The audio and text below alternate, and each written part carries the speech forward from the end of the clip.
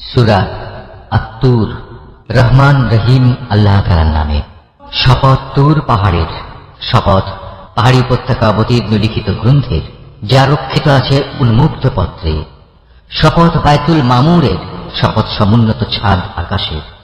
আরো শপথ উদ্বেলিত সমুদ্রের। তোমার মালিকের আযাব অবশ্যই সংঘটিত হবে, তা প্রতিরোধ করার কেউই থাকবে না।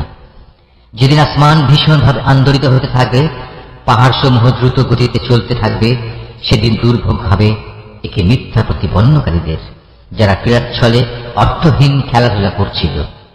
যেদিন তাদের ধাক্কা মারতে মারতে জাহান্নামের আগুনের দিকে নিয়ে যাওয়া হবে, তাদের বলা হবে, এ হচ্ছে সেই দোজখের আগুন যাকে তোমরা অস্বীকার করতে।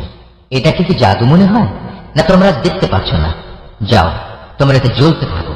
অতঃপর এখানে বসে তোমরা ধৈর্য ধারণ করো কিংবা না করো, কার্যত তা তোমাদের জন্য সমান কথা। তোমাদের ঠিক সে ধরনের বিনিময়ই আজ প্রদান করা হবে, যে ধরনের কাজ তোমরা করতে। অপরদিকে যারা আল্লাহকে ভয় করেছে, তারা অবশ্যই আজ জান্নাতের সুরম্য উদ্যানে ও অফুরন্ত নিয়ামতে অবস্থান করবে। তাদের মালিক তাদের যা দেবেন তাতে তারা সন্তুষ্ট হবে।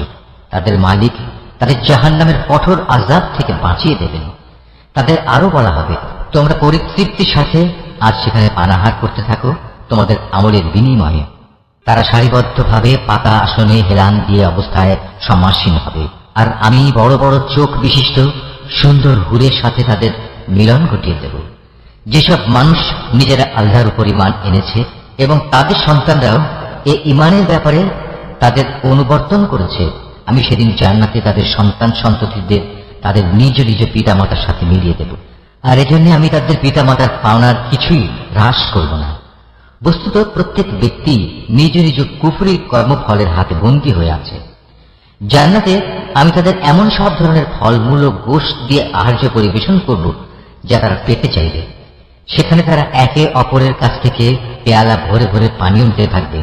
সেখানে কোনো অর্থহীন কথা ও কাজকর্ম থাকবে না এবং কোন রকম অপরাধও থাকবে না।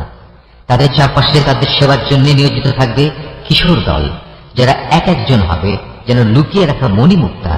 তারা একজন আরেকজনের দিকে চেয়ে তাদের দুনিয়ার জীবনের কথাবার্তা জিজ্ঞেস করতে থাকবে।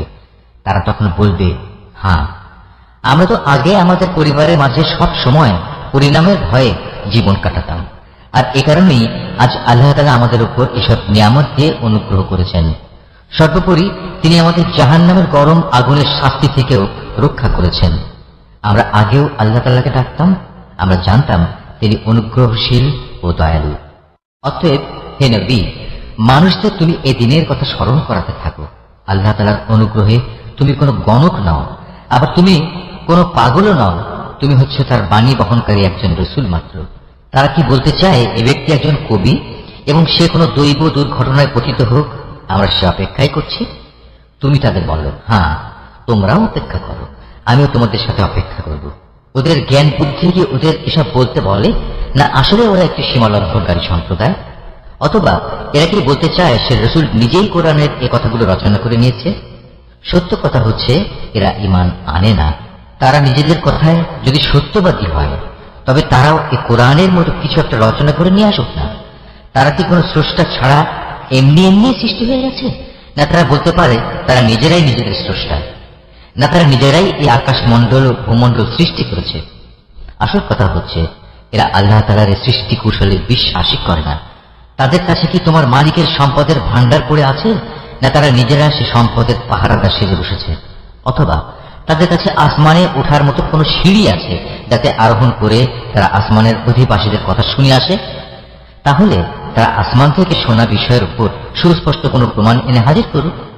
অথবা তোমরা কি আসলে মনে করো যে সব কন্যা সন্তানগুলো আল্লাহ তাআলার জন্য আর তোমাদের ভাগে থাকবে শুধু ছেলেগুলো? কিংবা তুমি কি আল্লাহর বিধানাবলীর তাবলীগের বিনিময়ে তাদের কাছ থেকে কোনো পারিশ্রমিক দাবি করছো, যা তাদের কাছে দুর্বহ জরিমানা বলে মনে হচ্ছে? অথবা তাদের কাছে রয়েছে অদৃশ্য জ্ঞানের এমন কিছু যা তারা লিখে রাখছে? না, এ কোনোটাই নয়। এরা আসলে তোমার বিরুদ্ধে কোনো ষড়যন্ত্র করার ফন্দি আঁটতে চায়। অথচ যারা আল্লাহ তাআলাকে অস্বীকার করে তারাই পরিণামে ষড়যন্ত্রের শিকারে পরিণত হয়। আল্লাহ তাআলার বদলে এদের কি অন্য কোনো মাবুদ আছে? আল্লাহ তাআলা তো এদের যাবতীয় শিরকি কর্মকাণ্ড থেকে পবিত্র। যদি কখনো এরা দেখতে পায় আসমান থেকে মেঘের একটি টুকরো ভেঙে পড়ছে তাহলে তাকে এরা আল্লাহর কোন নিদর্শন মনে না করে বলবে এ তো হচ্ছে পুঞ্জীভূত একখণ্ড মেঘ মাত্র। হে নবী, তুমি এদের ছেড়ে দাও এমন সময় পর্যন্ত যখন তারা সে দিনটি সচক্ষে দেখে নেবে, যেদিন তারা হুঁশ জ্ঞান শূন্য হয়ে পড়বে। সেই সর্বনাশা দিনে তাদের কোনো ষড়যন্ত্র ও ফন্দি কোনো কাজে লাগবে না, এবং সেদিন তাদের কোন রকম সাহায্যও করা হবে না। যারা জুলুম করেছে তাদের জন্য এছাড়াও পার্থিব জীবনে এক ধরনের আযাব রয়েছে, কিন্তু তাদের অধিকাংশই জানে না। হে নবী, তুমি এদের ব্যাপারে ব্যস্ত হও না, তোমার মালিকের সিদ্ধান্ত আসা পর্যন্ত ধৈর্য ধারণ করো। তুমি তো হামেশা আমার চোখের সামনেই আছো। তুমি যখন শয্যা ত্যাগ করে ওঠো তখন তুমি প্রশংসার সাথে তোমার মালিকের মাহাত্ম্য ঘোষণা করো। রাতের একাংশেও তুমি তার তাসবিহ পাঠ করো, আবার রাতের শেষে তারাগুলো অস্তমিত হবার পরও তার মাহাত্ম্য ঘোষণা করো।